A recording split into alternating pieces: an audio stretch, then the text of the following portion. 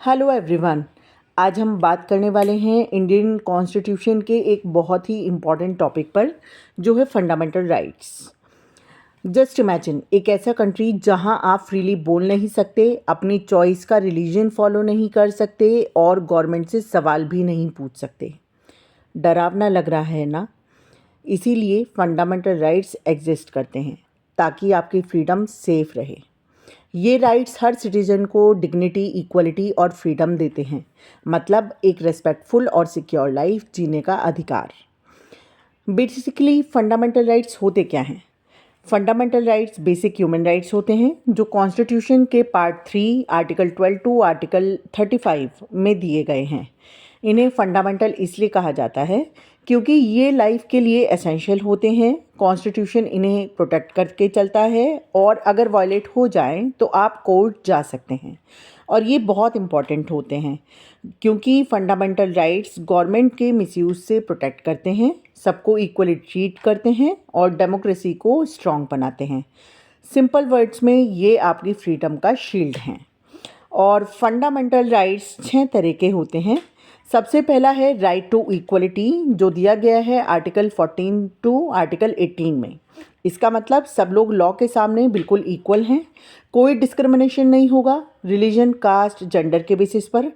सबको equal opportunity मिलेंगी, untouchability को अबॉलिश कर दिया जाएगा।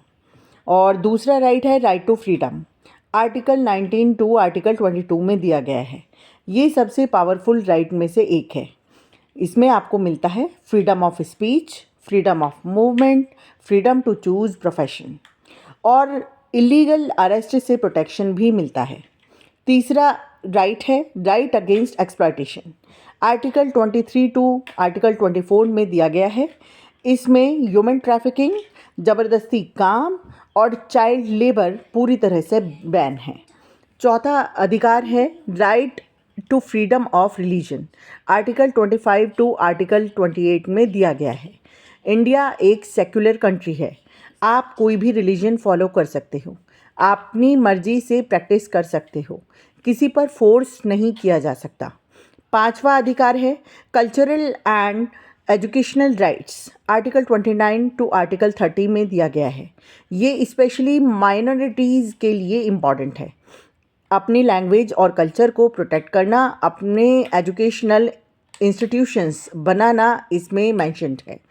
छठा राइट है right to constitutional remedies, article 32 में बताया गया है। इसको कॉन्स्टिट्यूशन का हार्ट एंड सोल कहा गया है और ये कहा था डॉक्टर BR अम्बेडकर ने। अगर आपके राइट्स वायलेट हो जाते हैं तो आप डायरेक्टली कोर्ट जा सकते हो।